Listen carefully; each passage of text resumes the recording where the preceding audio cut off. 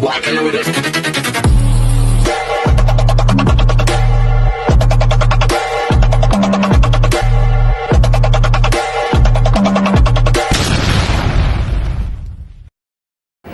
Hello beautiful people! Welcome back to my channel. This is your Mama Sam. Dito sa Sam Sam TV. Kumusta naman kayo mga amigo, amiga, kumare at kumpare? Sana lahat kayo ay okay na okay ngayong araw na to. Siyempre kung ako naman ang tatanungin nyo, napaka-fresh overload ng beauty natin today. Charot!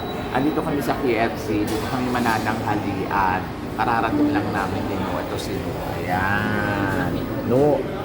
No. Ayun. So, tapos, manonood kami ng movie. At eto nga, syempre, habang naghihintay ako ng food namin for today, ayun nga ang chika. Si Kyla Carter nga ang ipapadala sa Miss Charm 2024. So, Cyril Payumo out, Kyla is in. So, yun. So, sabi nung iba, napaka-unfair naman daw para daw kay Cyril Payumo. Kasi si Cyril Payumo naman daw ay ready na daw. Actually, ready siya pero wala siyang visa. So, sa States kasi gagawin ng Miss Charm. So, kailangan na mabilisan na may visa na. At eto nga, Kyla Carter, syempre may visa siya. Diba? So, yun. Kaya siya yung ilalaban sa Miss Charm. So, understanding naman kung bakit ganun yung nangyari. Kasi na, syempre, di ba, parang gustuin man natin lumaban si Cyril Payumo, eh wala naman tayong magagawa. Kasi na, syempre, may visa kasi. So, may hihirapan na yung organization na kumuha ng visa para kay Cyril Payumo. At kailangan pa niya maghintay ng sobrang tagal. Kaya, wala. Ganon.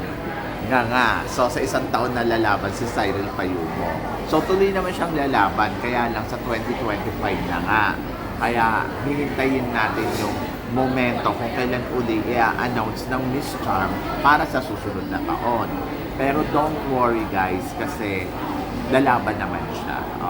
So, mas mahaba-haba yung pag-prepare niya. So, sama-sama sila ni sino ba to?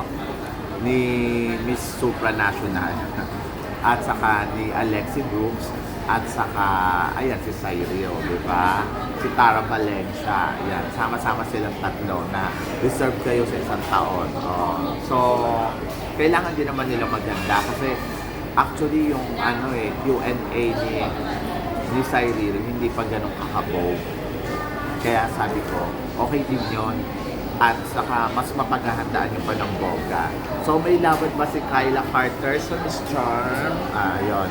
Ako para sa akin naman, oo naman, maganda naman si Kyla, di ba? Kung iisipin mo naman yung beauty naman niya, gusto, fresh overload. At parang feeling ko, may laban siya. Pepsi, 7-Up. May Royal. So ayan na, ito na yung order ko. Ayan, dumating na siya. Meron, ito masarap to. Orange, yes. Sabi ko 7-Up. Ayan.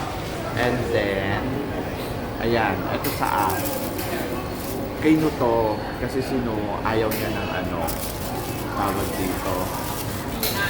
Ay nako, ang chicken. Ayoko nga ng pakpak. Ayun, so may laban naman si Kyla Carter kasi maganda, tapos magaling ang home skills. Ayun lang, mahina lang siya sa pasarela, baka doon siya maligwa. Kailangan ng matinding training, pero kung iti-training siya, kaya naman niya siguro maganda. Pero ayun lang talaga, kailangan lang talaga ng paghahanda ng bonggang-bongga. But wish all the best para kay Kyla Carter. Ako gusto ko siya, gusto ko yung mukha niya, maganda naman talaga siya. Pero ayun nga lang yung problema sa kanya. Yung kanyang pasarela talaga, hindi siya marunong mag-execute ng bonggang-bongga pagdating sa sa pasarela. So, hindi ko alam kung kakabog siya, but tignan natin. No, I did change another. I don't like wings. Wings, I don't like. Only wing Wing only. You want mine? Hayo. May balay yung hayo na. May balay. Ayun, bigay na lang natin kayo. Ayoko kasi talaga ng pakpak.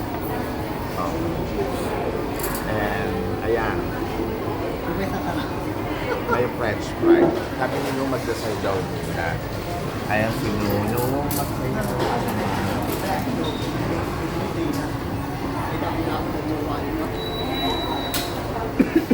Sabi niya maitim daw siya. O, ayan.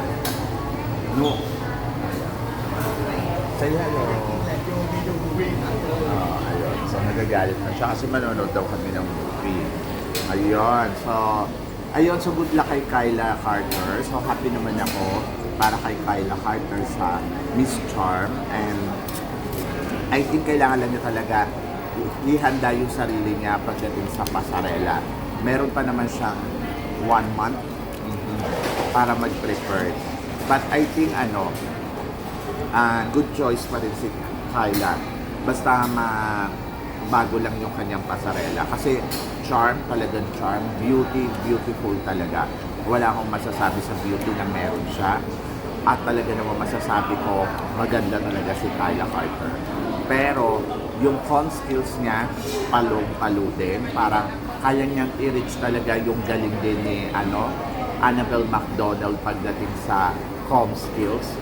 May ibubuga, beauty may ibubuga. Ayun lang, talaga, pasarela lang talaga. So, doon siya yung medyo tagilid. Kaya, kailangan yun talaga yung tutukan niya. And then, ayun, mag-prepare sila ng bongga-bongga. I hope naman yung team, alam naman nila yun na ayun yung problema, ayun yung weakness niya. So, sana tutukan ni Mama J yung pasarela ni Kyla Carter. Kasi ayun talaga yung kailangan nilang gawin. So, siguro mag-training siya ng 24/7. Ganon. Di ba?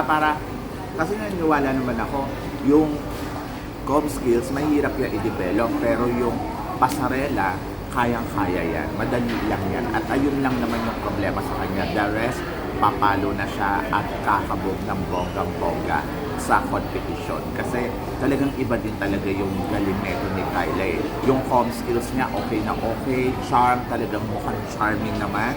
Talagang masasabi ko kung siya mapag-uusapan, charming talaga. So, may laban ng Pilipinas. Basta mapaghandaan lang niya yung pasarela. Kasi yung pasarela talaga, napanood naman natin si mahina talaga siya sa pasarela. Ayun talaga yung hindi ko carry sa kanya. Pero the rest, sabi ko sa'yo, may ibubuga yan. Ma-perfect lang niya yun. So parang feeling ko naman, kaya natin mag-title, kaya natin mag-runners-up, basta ma-improve lang yung pasarela. Pero pag hindi na-improve yun, ay nako, baka first round pa lang maligwak na tayo. But wish all the best para kay Kyla Carter and I'm so happy. Happy ako. Actually, naamoy ko na yan eh. Kasi di ba, pag walang US visa, syempre siya yung ready na siya. Hindi na tayo problema sa US visa. Hindi katulad ng kukuha pa ng iba, problema. I think kahit nga si Krishna Gravides yung ilaban natin, parang feeling ko hindi rin siya makakakuha ng visa. Parang ayun.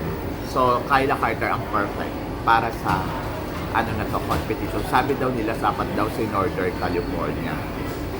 Sa Southern California. Ako to be honest, mas gusto ko si Northern. Kasi si Northern parang may ibubuga talaga. Pwede din sana si si Florida. Kaya lang, hindi na siya, kasi lumalaban sila sa USA, di ba? But, Kyla Carter is the best choices. So, tama yung ginawa ng Miss Universe Philippines na ilagay nila dyan si Kyla para sa competition. And lucky for Kyla. So, she's a luck, di ba? Luck siya. So, yun guys. So, guys, syempre, more update, more chika. Kakain lang kami. Sino nagmamadali na talaga siya. Ayan na, nakakain na siya. So, kailangan ko na lumapang. So, mamaya na lang ulit. So, maraming salamat guys sa mga hindi pa nakaka-subscribe. Subscribe na. So, of course, guys, huwag nyo kalimutan i-click yung notification bell para sa more chika natin. So, guys, hanggang dito na lang. Hanggang sa muli natin chikahan. See you tomorrow. Thank you, guys.